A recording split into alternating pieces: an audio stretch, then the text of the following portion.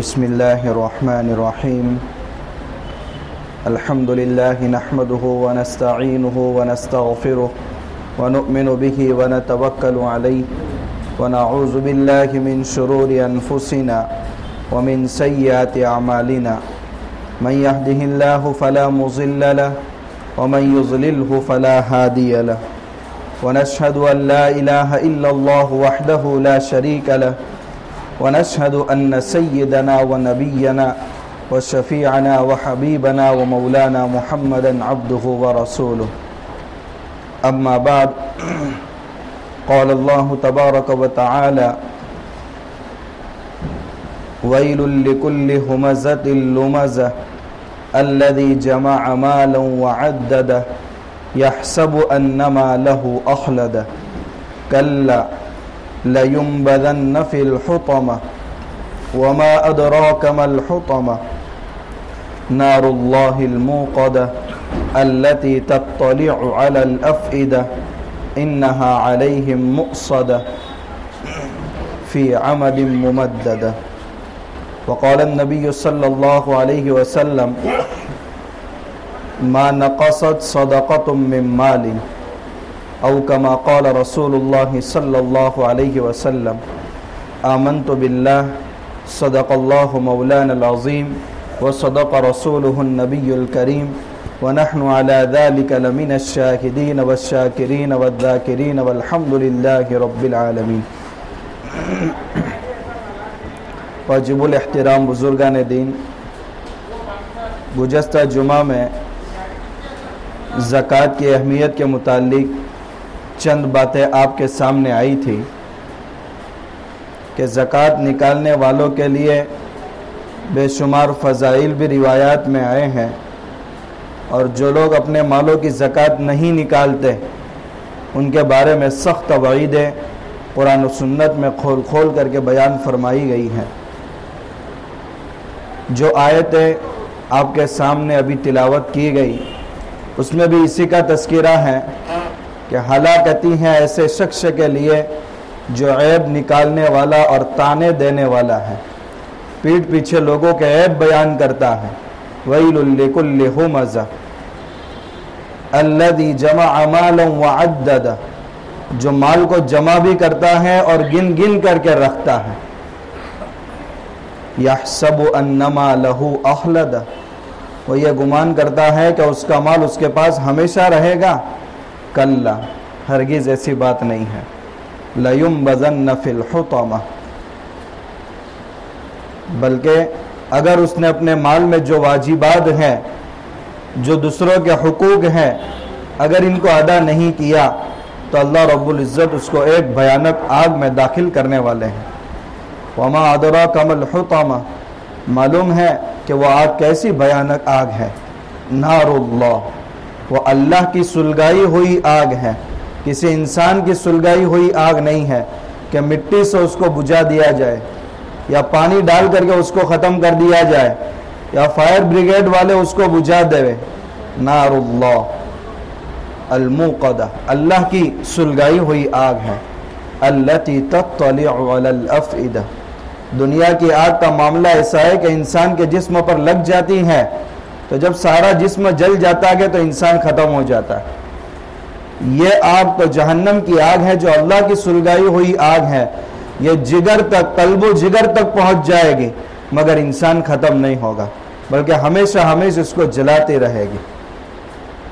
بتایا تھا کہ قرآن و سنت میں اتنے سخت الفاظ میں جو وعید ہے اپنے مال کی زکوٰۃ نہ نکالنے والوں کے بارے میں بیان فرمائی ہے تو اس کی وجہ کیا ہے؟ کیونکہ اللہ نے ہمیں مال کا مالک نہیں بلکہ مینیجر بنایا ہے، اور ہمارے ساری ضروریات اور کمزوریوں کو سامنے رکھتے ہوئے صرف یہ کہا کہ 97.5% تمہارے پاس رکھو اور 2.5% میرے غریب بندوں تک پہنچاؤ. تو اللہ رب العزت کو بالکل حق ہے کہ اگر اس کے باوجود بھی بندہ غریبوں کا حصہ جو اللہ نے اس کے مال میں رکھا ہے وہ اگر ادا نہیں کرتا ہے تو اللہ رب العزت کو ایسی وارننگ دینے کا بالکل اختیار ہے، اور بجا وارننگ دی گئی. بہت ساری باتیں اس وقت آپ کے سامنے آئی تھی. اب ہم زکوٰۃ کے متعلق چند مسائل بغور سنیں گے کہ سب سے پہلی بات ہے کہ زکوٰۃ کس کے اوپر واجب ہوتی ہے. کیا کنڈیشنز ہیں اسلام میں کہ وہ شرطیں پائی جائے گی تو اس آدمی پر زکوٰۃ واجب ہوگی. ان شرائط کو سن کر ہم اپنے بارے میں فیصلہ کریں کیا وہ شرائط میرے اندر پائی جاتی ہیں تو میرے اوپر زکوٰۃ کتنی واجب ہوتی ہے. چنانچہ فقہاء نے قرآن و سنت کی روشنی میں بہت ساری کنڈیشن اس کے بارے میں بیان فرمائی ہے کہ جس کے اندر یہ شرائط اور کنڈیشنز پائی جائے وہ آدمی شریعت کی نگاہ میں مالدار ہے اور اس کو 2.5% یا 40واں حصہ اپنے سال کے آخر میں جب سال پورا ہو جائے تو زکوٰۃ ادا کرنی ہے. ان شرائط میں سب سے پہلی شرط یہ ہے کہ وہ مسلمان ہو، مرد ہو یا عورت ہو، مسلمان ہو، کیونکہ زکوٰۃ ایک عبادت ہے اور عبادت کا مکلف صرف مسلمان ہے، غیر مسلم عبادت کا مکلف نہیں ہے. وہ تو سب سے پہلے ایمان اور اسلام کی دعوت کا محتاج ہے. ایمان اور اسلام زندگی کے اندر نہیں ہے، چاہے پھر کتنے ہی اچھے اعمال کر لے وے، دنیا میں اس کا بدلہ مل جائے گا لیکن آخرت میں اس کے لیے کوئی اجر و ثواب نہیں ہوگا. تو سب سے پہلی شرط ہے کہ مسلمان ہو. دوسری شرط ہے کہ وہ آزاد ہو. چونکہ آج تو پوری دنیا کا اتفاق ہو گیا کہ جنگیں پیش آئے مگر کسی کو غلام باندھی نہیں بنایا جائے گا، اس لیے اس شرط کا پائے جانا آج کوئی ضروری نہیں ہے، بلکہ ہر ایک انسان آزادی کے ساتھ زندگی گزار رہا ہے. تو دوسری شرط ہے کہ آزاد ہو. تیسری شرط یہ ہے کہ عقل مند ہو. ایک آدمی بالغ ہے، 25-50 سال کا ہے، وراثت میں اس کو بھی مال ملا ہے مگر اس کی جو کفالت کر رہا ہے، جو پرورش کر رہا ہے، اس کی جو خدمت کر رہا ہے، اس کے پاس اس کا سارا مال ہے لیکن مالک تو وہ بیچارہ وہ ہے جو مجنون ہے، پاگل ہے، اس کے اوپر زکوٰۃ واجب نہیں ہے کیونکہ شریعت کے کوئی حکم کا وہ مکلف اس دنیا کے اندر نہیں ہے. کیونکہ عقل اس کے پاس نہیں ہے تو شریعت نے اس کو مکلف نہیں بنایا، اس لیے اس پر زکوٰۃ واجب نہیں، نماز واجب نہیں، وہ چیزیں وہ احکام کا مکلف نہیں ہے. لیکن باپ کی طرف سے یا ماں کی طرف سے جو مال وراثت میں ملتا ہے وہ حقدار اس کا بھی ہوگا. ایک باپ کے 4 بیٹے ہیں، ایک بیٹا عقل سے معذور ہے تو وراثت میں سب کو برابر حصہ ملے گا، وہ معذور کو بھی ملے گا. البتہ بھائیوں میں سے جو بھائی اس کی کفالت کرے گا، اس کی دیکھ بھال کرے گا، اس کی نگرانی میں اس کے پاس مال رہے گا اور وہ مال اس کے اوپر خرچ کرتا رہے گا. تو پہلی شرط ہے کہ مسلمان ہو، دوسری شرط ہے کہ آزاد ہو، تیسری شرط ہے کہ عقل مند ہو اور چوتھی شرط یہ ہے بالغ ہونا چاہیے. باپ کا انتقال ہو گیا، چھوٹے چھوٹے بچے ہیں، وراثت میں مال آیا ہے اور صاحب نصاب بھی ہو چکے ہیں وہ بچے مگر نابالغ ہے تو نابالغ بچہ شریعت کے احکام کا مکلف نہیں ہے. وہ ابھی تک نماز کا مکلف نہیں، روزے کا مکلف نہیں، زکوٰۃ کا مکلف نہیں. سوال ہوگا پھر صدقہ فطرہ گھر کے تمام افراد کی طرف سے کیوں نکالا جاتا ہے؟ چھوٹے بچوں کی طرف سے بھی تو صدقہ فطرہ نکالا جاتا ہے. تو اس حکم کا پابند ماں باپ کو بنایا گیا ہے، اولاد کو نہیں بنایا گیا، بچوں کو نہیں بنایا گیا ہے. تو چوتھی شرط یہ ہے کہ بالغ ہو. نابالغ کے پاس اگرچہ مال زیادہ ہوگا مگر اس پر زکوٰۃ عائد نہیں ہوگی. پانچویں شرط یہ ہے کہ وہ نصاب کا مالک ہو. شریعت نے جو نصاب متعین کیا ہے کہ اتنا مال اگر کسی کے پاس ہے چاہے وہ مرد ہے یا عورت ہے اس کو زکوٰۃ ادا کرنی ہے. اب وضاحت اس بات کی ہونی چاہیے کہ وہ نصاب کیا ہے. کتنا مال اگر انسان کے پاس رہے گا تو وہ شریعت کی نگاہ میں مالدار بن جائے گا. صاحب نصاب شریعت میں ایسے آدمی کو کہا جاتا ہے جس کے پاس اگر سونا ہے، صرف سونا ہے اور کوئی چیز نہیں ہے تو 7.5 تولہ سونا ہونا چاہیے. اگر سونا نہیں ہے صرف چاندی ہے تو 52.5 تولہ چاندی یا 612 گرام 380 ملی گرام، احتیاطاً 612 گرام پکڑیں گے تاکہ یاد رہے یہ عادت. 612 گرام چاندی ہونی چاہیے. اگر سونا بھی نہیں ہے، چاندی بھی نہیں ہے، صرف کرنسی اور کیش رقم ہے اس کے پاس تو وہ رقم اتنی ہونی چاہیے کہ اس رقم کے ذریعے 612 گرام چاندی وہ خرید سکے. آج کے حساب سے اگر 1000 گرام یعنی 1 کلو چاندی کی قیمت 70,000 روپے ہے تو 612 گرام چاندی کی قیمت 42,000 پلس ہوتی ہے. احتیاطاً ہم 42,000 پکڑیں گے. تو اگر کسی کے پاس کیش رقم ہے تو وہ اتنی ہونی چاہیے کہ 612 گرام چاندی خرید سکے. یعنی کتنی رقم ہو اس کے پاس؟ 42,000 احتیاطاً اس حساب سے ہم چلیں. سونا بھی نہیں ہے، چاندی بھی نہیں ہے، کیش رقم بھی اس کے پاس نہیں ہے، البتہ بیچنے کے لیے اس کے پاس مال موجود ہے. دکان ہے، گلہ ہے جو بیچنے کے لیے ہے، گاڑیوں کے لیے بیچ وہ کر رہا ہے تو وہ تجارت کا مال ہے. موبائل کی دکان ہے، اس کے پاس وہ مال ہے. تو وہ مال اتنا ہونا چاہیے کہ اگر مارکیٹ میں آج اس کو فروخت کر دیا جائے تو اندازہ ایسا ہو کہ 612 گرام چاندی خرید سکتا ہو وہ، یا اس سے زیادہ مال اس کے پاس ہو. تو شریعت کی نگاہ میں یہ آدمی صاحب نصاب ہے.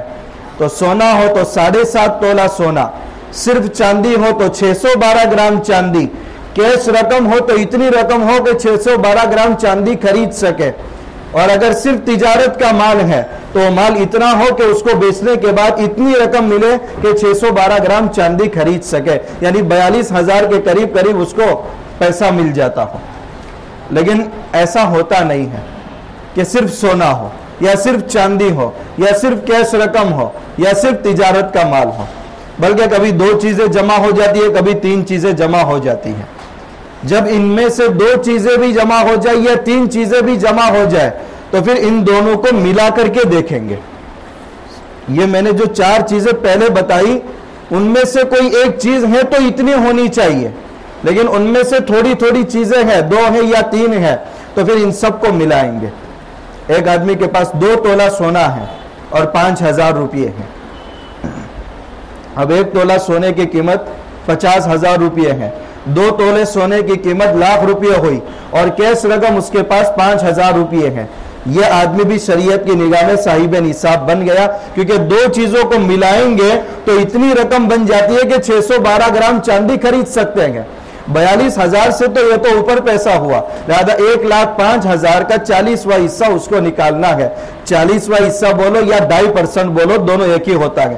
40,000 میں 1,000 روپیہ ہے اور 1,00,000 میں 2,500 روپیہ ہے.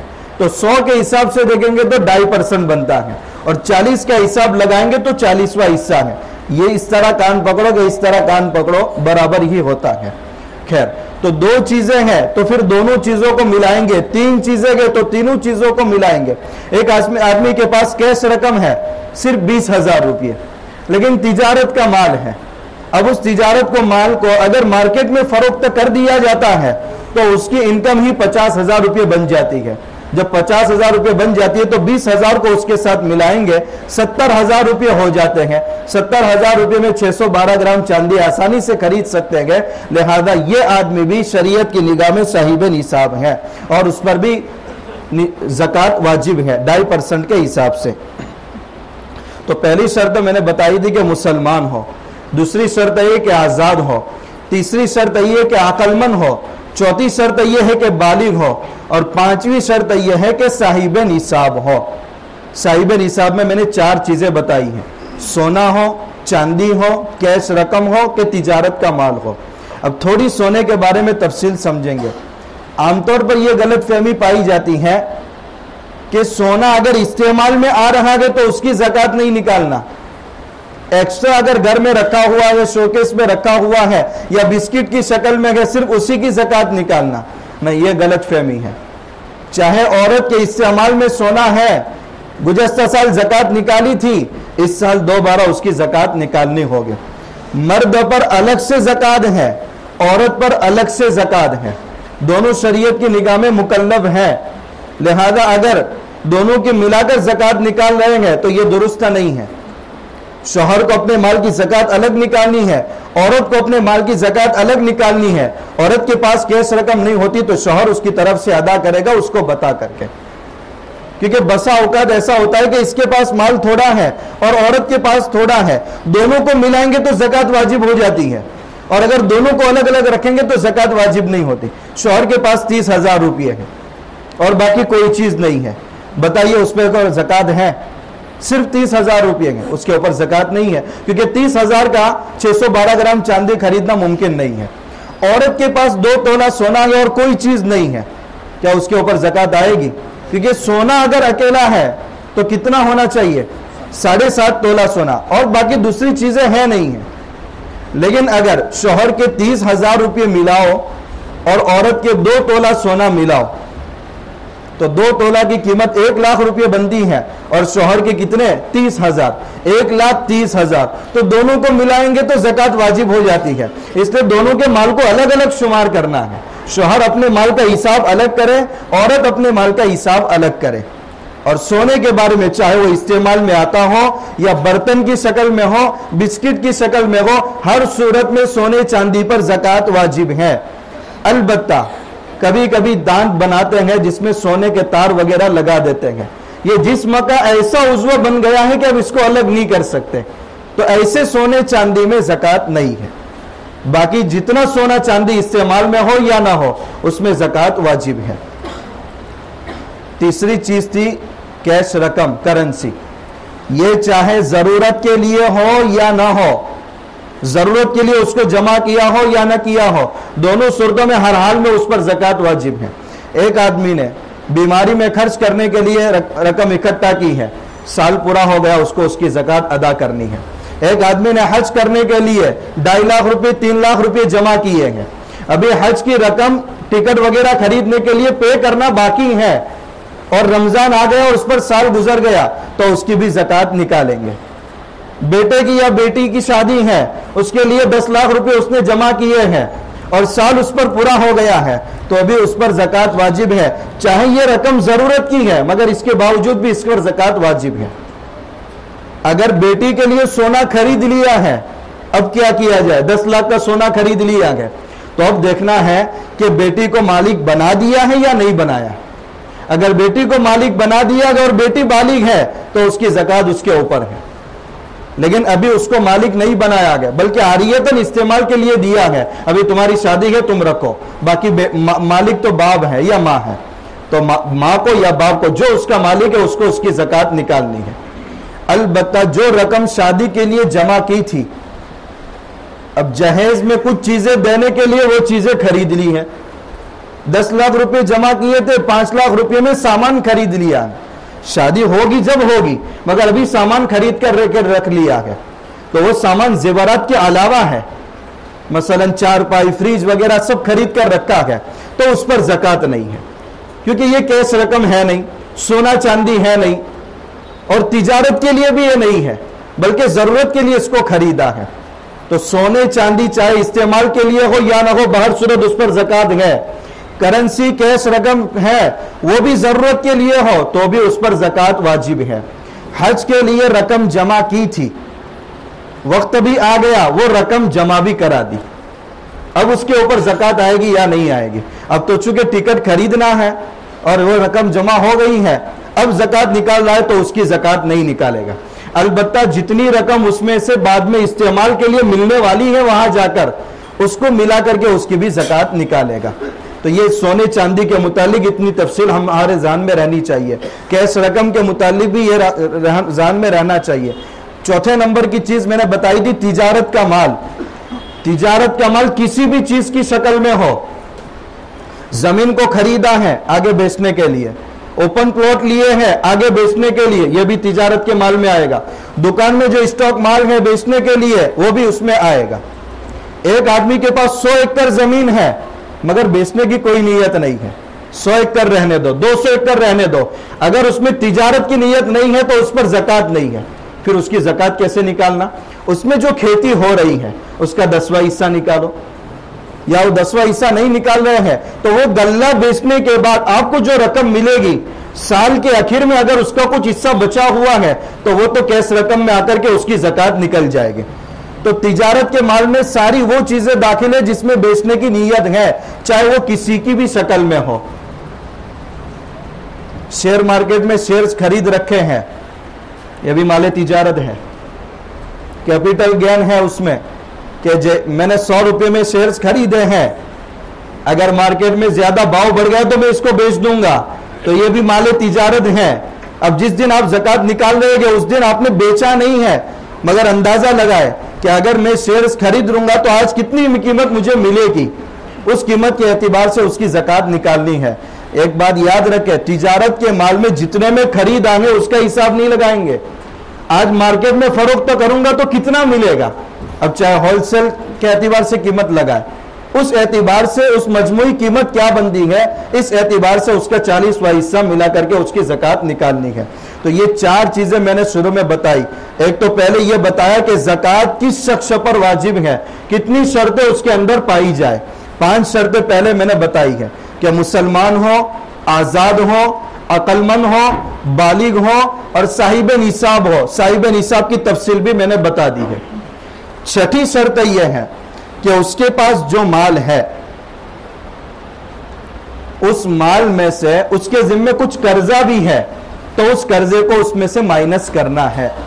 فار ایگزامپل 5 لاکھ روپے میرے پاس ہے، اب سال کے آخر میں جب میں حساب کر رہا ہوں تو مجھے کسی ایک آدمی کو 2 لاکھ روپے دینے باقی ہے، کسی سے میں نے قرض لیا ہے، تو 2 لاکھ روپے مائنس کر کے کتنے کی زکوٰۃ نکالیں گے؟ 3 لاکھ روپے کی زکوٰۃ نکالیں گے۔ لیکن قرض کے بارے میں بھی تھوڑی تفصیل ہے، اس کو بڑی توجہ سے سننا ہے۔ یہ خشک موضوع ہے لیکن یہ زکوٰۃ کورس ہے، ہر مسلمان کو سیکھنا ضروری ہے۔ ایک قرضہ ہوتا ہے جس کا تعلق اللہ سے ہے، ایک قرضہ وہ ہوتا ہے جس کا تعلق بندوں سے ہے۔ وہ کون سا قرض ہے؟ جس کا تعلق اللہ سے ہے۔ جس قرض کا تعلق اللہ سے ہے وہ مائنس نہیں ہوگا، اور جس قرض کا تعلق بندوں سے ہے اس کو مائنس کریں گے۔ فار ایگزامپل کسی آدمی نے منت مانی، اگر میری والدہ کو شفا ہو گئی میں 50,000 روپے کسی غریب آدمی کو دوں گا، شفا مل گئی مگر ابھی 50,000 روپے دیے نہیں ہیں اور اس کے پاس 5 لاکھ روپے تھے اور زکوٰۃ نکالنے کا وقت بھی آ گیا۔ اب یہ 50,000 روپے تو دینے ہیں اسی میں سے اس کو، مگر یہ مائنس نہیں کریں گے کیونکہ یہ قرضہ ایسا ہے جس کا تعلق اللہ سے ہے۔ اللہ کے لیے تم نے منت مانی تھی، اس کو اس میں سے مائنس نہیں کریں گے۔ کئی سال کا صدقہ فطر جو عید کے موقع پر نکالا جاتا ہے وہ باقی ہے، اس کو مائنس نہیں کریں گے۔ البتہ 5 سالوں کی زکوٰۃ باقی ہے، اور اس سال اس نے کسی عالم دین سے زکوٰۃ کے مسائل سنے، اس کو افسوس ہوا کہ میرے اتنے سالوں کی زکوٰۃ باقی ہے، تو میں 5 سالوں کی جو ہر سال میرے اوپر 10,000 واجب ہوتی تھی تو 5 سال کی کتنی واجب ہوئی؟ 50,000 روپے۔ اب اس سال وہ زکوٰۃ نکال رہا ہے تو 50,000 روپے گزشتہ سالوں کی مائنس کرے گا، اور اس سال جو وہ زکوٰۃ نکالے گا وہ 4.5 لاکھ روپے کی زکوٰۃ نکالے گا، کیونکہ زکوٰۃ کی رقم بندوں کو دینی ہے۔ بظاہر دکھنے میں یہ بھی اللہ کا قرضہ ہے، اللہ کا دین ہے، لیکن مفتیان کرام نے اس کو مستثنا قرار دیا ہے، اس لیے اس قرضہ کو مائنس کریں گے۔ تو وہ قرضہ جس کا تعلق اللہ سے ہے اس کو مائنس نہیں کریں گے، وہ قرضہ جس کا تعلق بندوں سے ہے اس کو مائنس کریں گے۔ اب قرضہ میں بھی 2 طرح کے قرضہ ہیں۔ گھر میں بیماری آ گئی، کوئی حادثہ ہو گیا، گھر بنانا ہے، کوئی چیز خریدنی ہے، کسی آدمی کے پاس سے 5 لاکھ روپے لیے، کہا 1-2 سال میں اس کو ادا کر دوں گا۔ اب یہ آدمی ایسا ہے کہ سال کے آخر میں جب حساب کر رہا ہے تو اس کے پاس 5 لاکھ روپے ہی ہے، اور اس کے اوپر قرضہ کتنا ہے؟ 5 لاکھ روپے۔ اب مائنس کرے گا تو بچے گا کیا؟ کچھ بھی نہیں، لہذا ایسے آدمی پر زکوٰۃ واجب نہیں ہے۔ لیکن آج کل کے کاروباری لوگ کیا کرتے ہیں؟ بڑی لمبی مدت کے قرض اور لون لیتے ہیں بینکوں سے۔ 5 کروڑ کا ہوٹل بنانا ہے، 5 کروڑ کی بلڈنگ بنانی ہے، یا کوئی فیکٹری بنانی ہے، بڑی کمپنی بنانی ہے، تو اس کے لیے اتنا قرض لیتے ہیں۔ اب ظاہر سی بات ہے، ایک آدمی 1 کروڑ کا مالک ہے اور اس نے کمپنی میں سے کتنا قرضہ لیا ہے؟ بینک سے 5 کروڑ کا قرض لیا۔ اب جب سال کے آخر میں وہ حساب کر رہا ہے تو اس کے پاس پیسے کتنے ہیں؟ 1 کروڑ روپے، اور اس کے اوپر قرضہ کتنا ہے؟ 5 کروڑ روپے۔ اس مالدار پر زکوٰۃ واجب ہوگی کہ نہیں؟ کیونکہ 5 کروڑ کو اگر مائنس کرے گا تو بچے گا کتنا؟ 4 کروڑ الٹا قرضہ بچے گا اس کے اوپر، تو ایسے آدمی پر زکوٰۃ واجب ہوگی؟ جب اتنے بڑے بڑے مالداروں پر اگر زکوٰۃ واجب نہیں ہوگی تو غریبوں تک زکوٰۃ پہنچے گی کیسے؟ اس لیے ان قرضوں کے بارے میں تفصیل یہ ہے کہ دیکھنا یہ ہے کہ سال کے اندر تم کو کتنی قسط وار رقم دینی ہے، یہ دیکھا جائے گا۔ یہ جو لون لیا جاتا ہے، ایک مسئلے کو ذرا الگ رکھیں گے، لون لینا جائز ہے کہ نہیں ہے وہ مسئلہ دوسرا ہے، لیکن اتنا بڑا جو آپ نے قرضہ لیا ہے اس کو تو آپ کو سالوں 20 سال میں ادا کرنا ہے، تو 1 سال میں آپ کتنا ادا کر رہے ہیں وہ دیکھا جائے گا۔ فار ایگزامپل 1 مہینے میں آپ 1 لاکھ روپے پے کر رہے ہیں، تو 12 مہینے کے کتنے ہوئے؟ 12 لاکھ روپے. یہ آدمی اس کی ملکیت میں کتنا پیسہ ہے؟ 1 کروڑ روپے. تو اب 5 کروڑ روپے مائنس نہیں کرے گا، بلکہ 1 سال کا جو قسط میں وار ادا کرنا ہے وہ 12 لاکھ روپے ہے، تو 1 کروڑ میں سے 12 لاکھ روپے مائنس کرے گا، باقی کی زکات نکالے گا. تو ایک قرض وہ ہوتا ہے جو ضرورت کے لیے لیا ہے، اس کو تو پورا ادا کرنا ہے، وہ پورا مائنس ہوگا. لیکن ایک قرض وہ لیا جو کاروباری لوگ لیتے ہیں، ان کے اوپر تو کبھی بھی زکات واجب نہیں ہوگی، تو بیچارے غریبوں کا حق کون پہنچائے گا ان کے تک؟ اس لیے مائنس جو کرنا ہے وہ 1 سال کی قسط وار جو رقم ادا کرنی ہے اس کو ہی مائنس کریں گے. آج کل بڑی بڑی بیسیاں چلتی ہیں، یا اس کو بیسی بولتے ہیں. 30 لوگوں کا گروپ بنا دیتے ہیں، 1 لاکھ روپے مہینے میں جمع کرنا ہے، 30 لاکھ روپے جمع ہوں گے، اور پھر قرآن نمبر جو ہوتے ہیں جس کے نام کا قرآن نکلے گا 30 لاکھ روپے اس کے حوالے کر دیے جاتے ہیں. یہاں بھی چلتا ہے یہ. دیکھیں اس میں 2 صورتیں ہیں. ایک صورت یہ ہے کہ ہمارے نام کا پورا کھلا نہیں ہے اور ہم نے 10 قسطیں پے کر لی ہیں، تو ہماری کتنی رقم وہاں جمع ہوئی؟ 1 لاکھ کے حساب سے 10 لاکھ روپے جمع ہوئی ہے. ابھی ہمارے نام کا پورا کھلا نہیں ہے. سال کے آخر میں جو ہمارے پاس مال ہے اس میں جب جوڑیں گے تو یہ 10 لاکھ روپے کو بھی جوڑیں گے، کیونکہ وہ تو ہمیں ملنے والا ہے، لہذا اس کو جوڑ کر پورے کی زکات نکالیں گے. لیکن ہمارے نام کا پورا کھل گیا 11ویں نمبر پر، تو ہمیں تو 30 لاکھ روپے پورے مل گئے، وہ بعد میں استعمال ہو گئے وہ الگ بات ہے. لیکن ابھی ہمیں قرض کے طور پر کتنا پے کرنا باقی ہے؟ 20 لاکھ روپے، کیونکہ 20 قسطوں میں 20 لاکھ روپے یہاں دینا ہے. اب ملنے والا کچھ نہیں ہے تو یہ قرضہ شمار ہوگا ہمارے ذمے. لیکن 20 لاکھ روپے یہاں تو پورے کے پورے مائنس نہیں کریں گے، بلکہ 1 سال کے مائنس کریں گے. 1 سال کے کتنے مائنس ہوں گے؟ 12 لاکھ روپے. 12 مہینے کے حساب سے 12 لاکھ روپے، 12 لاکھ روپے مائنس کریں گے، 20 لاکھ روپے پورے کے پورے مائنس نہیں کریں گے. تو یہ قرض کے متعلق اتنی تفصیل ہمیشہ ہمارے ذہن میں رہنی چاہیے.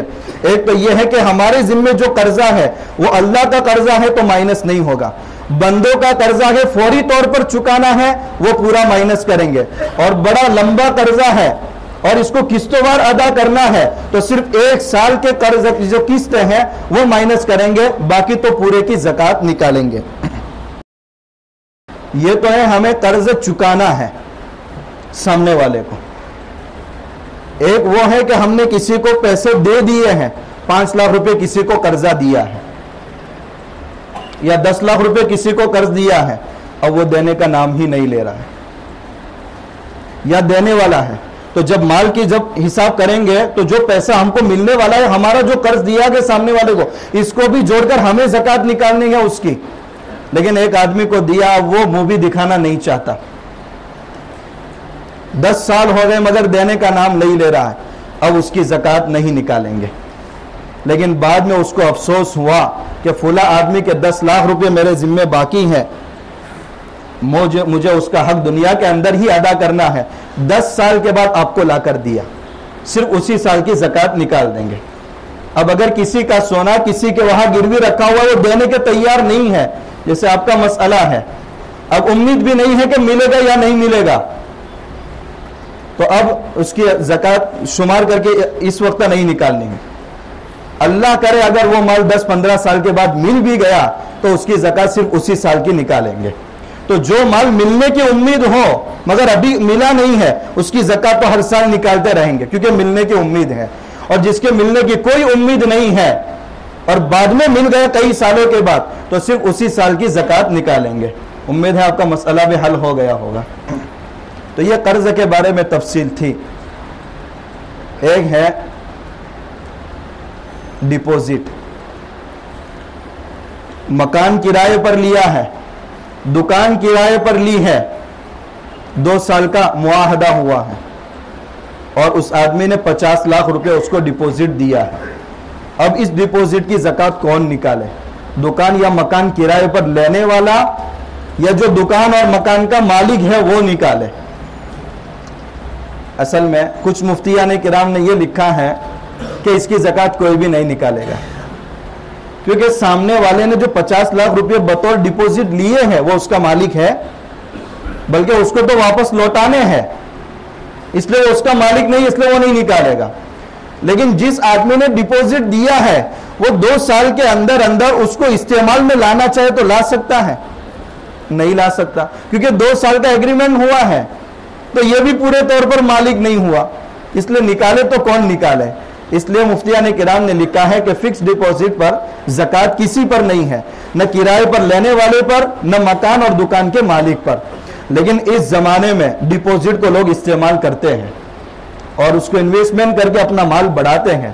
اس لیے جنہوں نے دکان یا مکان کرائے پر دیا ہے، جب وہ ڈپوزٹ استعمال کرتے گئے اور ان کا مال بڑھتا رہتا ہے تو مناسب ہے اور احتیاط ہے کہ وہ ڈپوزٹ کی زکوٰۃ وہ نکالے تاکہ غریبوں تک ان کا حق پہنچتا رہے، کیونکہ آج تو ہیوی ڈپوزٹ پر چیزیں دی جاتی ہیں، حالانکہ یہ صحیح نہیں ہے۔ کل قرض جر نفعا فہو ربا۔ آج کیا جاتا ہے، دکان کرائے پر دے دیتے ہیں، 50 لاکھ روپے ہم کو دے دو، آپ کا کرایہ 200 روپیہ مہینے کا ہو جائے گا، یا آپ کا کرایہ نہیں دینا ہے، بس آپ ہم کو ڈپوزٹ دے دو۔ یہ سود ہے۔ سود کیسے ہے؟ آپ نے 50 لاکھ روپے دیے ہیں، لیے ہیں، بعد میں آپ کو واپس کرنے ہیں کہ نہیں کرنے؟ واپس کرنے ہیں، تو سامنے والے نے جو آپ کو 50 لاکھ کا قرض دیا ہے، اس کے بدلے میں اس نے کسی کے گھر سے فائدہ اٹھایا ہے، اس کے بدلے میں اس نے کسی کے مکان سے اور دکان سے فائدہ اٹھایا ہے، تو تم نے قرض بھی دیا اور فائدہ بھی اٹھایا۔ ہر ایسا قرض جو فائدے کو لے کر کے آئے وہ سود بن جاتا ہے۔ یہ ایسی تو شکل ہوئی 1 لاکھ روپے تمہیں دے رہا ہو، 1 سال کے بعد 1,10,000 دینا، یہی سود ہوا۔ یا کیا ہوا، 50 لاکھ روپے دے رہا ہو، 2 سال کے مکان کرائے پر مجھے دینا یا استعمال کرنے کے لیے مجھے دینا، تو تم نے تو اپنا قرض سے فائدہ اٹھایا۔ ایک بزرگ کسی کو قرض دیتے تھے تو مکان کے سائے کے پاس سے بھی نہیں گزرتے تھے کہ میں نے اس کو قرض دیا ہے تو اس کے مکان کے سائے سے میں سایہ حاصل کروں، یہ نہیں ہو سکتا۔ کل قرض جر نفعا فہو ربا۔ خیر، ایک ہی مجلس میں سارے مسائل پورے ہو جائے یہ تو ممکن نہیں ہے، آج کے لیے صرف اتنا ہے، باقی جو مسائل بچے ہیں انشاءاللہ ان کی تفصیل آئندہ جمعہ میں بتائی جائے گی۔ سبحان